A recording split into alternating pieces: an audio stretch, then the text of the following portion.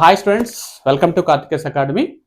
మరి APSC group 2 మెయిన్స్కి సంబంధించి అనేక యూట్యూబ్ ఛానల్స్లోను మరి సోషల్ మీడియాలోను చాలా మంచి మంచి ప్లాన్స్ అయితే కనిపిస్తున్నాయి. కొంతమంది 30 డేస్ ప్లాన్ అంటారు, కొంతమంది 60 డేస్ ప్లాన్ అంటున్నారు, కొంతమంది 90 డేస్ ప్లాన్ అంటున్నారు, కొంతమంది 100 డేస్ ప్లాన్ అంటున్నారు. మరి తప్పనిసరిగా ర్యాంక్ అంతా మీదే అంటున్నారు వాళ్ళు. నిజంగా మరి 90 డేస్, ఈ 60 డేస్, 30 డేస్ ప్లాన్స్ వర్కౌట్ అవుతాయా?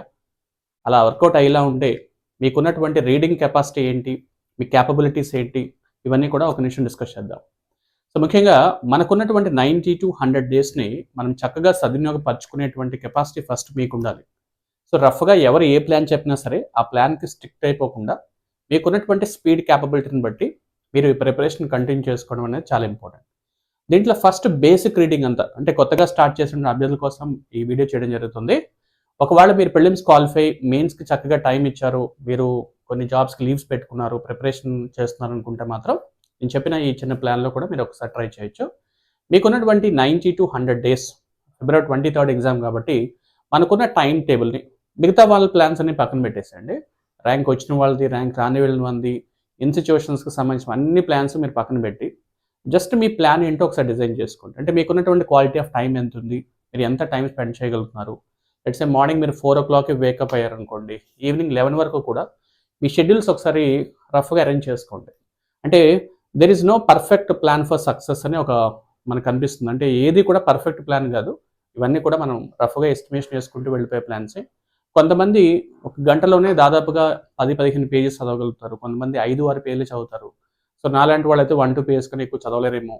సో మరి అందరి ప్లాన్స్ మరి వర్కౌట్ అవుతాయా అంటే అది మీకున్నటువంటి స్పీడ్ రీడింగ్ బట్టి, గ్రాస్పింగ్ పవర్ని బట్టి, మీకున్నటువంటి ఎక్స్పీరియన్స్ని బట్టి అది సాధ్యపడుతుంది. సో కాబట్టి ఫస్ట్ మనకున్నటువంటి టైం యొక్క స్పాన్ తీసుకున్నట్లయితే ఇట్స్ 90 డేస్ అనుకుందామండి. రఫ్గా ఒక 10 డేస్ పక్కన పెట్టుకున్నా సరే, ఫస్ట్ ఏపీఎస్సి గ్రూప్లో మెయిన్ సబ్జెక్ట్స్ తీసుకుంటే పేపర్ 1లో ఏపీ హిస్టరీ ఉంది, ఇండియన్ పాలిటీ అండ్ కాన్స్టిట్యూషన్, పెద్ద సబ్జెక్ట్స్ ఇవి కూడా. ఇంకా పేపర్ 2కి వస్తే ఇండియన్ ఎకానమీ, ఏపీ ఎకానమీతో పాటు సైన్స్ అండ్ టెక్నాలజీ సబ్జెక్ట్స్ ఉన్నాయి.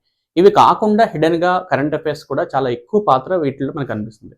సో మనకున్న డేస్ని విడగొట్టుకోండి. సో తీసుకున్నట్లయితే మంత్లో 30 డేస్ అనుకోండి, నెక్స్ట్ 3 months 90 డేస్కి విడగొట్టుకొని ఏ సబ్జెక్ట్స్కి ఎంత కేటాయించుకోవాలో ఒక రఫ్ ఎస్టిమేషన్ వేసుకోండి. ఫర్ ఎగ్జాంపుల్ ఒక సబ్జెక్ట్స్కి 10 డేస్ పెట్టుకున్నారనుకోండి, ఈ 10 డేస్లో ఒక సబ్జెక్ట్ ఫినిష్ అయితే మరి మిగతా సబ్జెక్ట్స్ కూడా ఉండిపోతాయి. కాబట్టి ఉన్నటువంటి అవర్స్ని ఎవ్రీ డే మీకు 3 hours ఒక్కొక్క సబ్జెక్ట్స్కి 3 hours పెట్టుకుంటే మీకు 12 hours వరకు చదవాల్సిన టైం ఇది. బికాస్ ఈ 2 months మనం ఎంత చదివినా సరే 3 months, కాబట్టి కొంచెం టైం కేటాయించుకొని అన్ని అవర్స్ దానికి సఫిషియెంట్గా పడుతుంది. కాబట్టి మీరు మీ ప్లాన్ ప్రకారంగా ఎంత స్ట్రిక్ట్గా మీరు మీ ప్లాన్కి ఉండగలుగుతున్నారో ఫస్ట్ ఒకసారి బేరీజ్ వేసుకొని ప్రిపరేషన్ మొదలు పెట్టండి.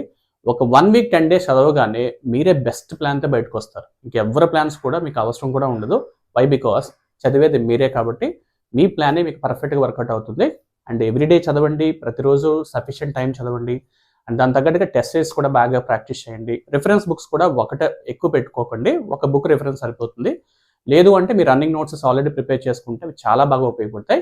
అండ్ సీనియర్స్ అడ్వైస్ కూడా తీసుకోండి, డెఫినెట్గా ఉపయోగపడతాయి. But don't by more number of books. ఈ టైంలో ఇంకా పుస్తకాలు పెద్దగా కొని వాటి గురించి ఆలోచించొద్దు. మీకున్న సమయం ప్రకారంగా ఒక రిఫరెన్స్ బుక్ పెట్టుకొని చదువుకుంటూ వెళ్ళిపోండి.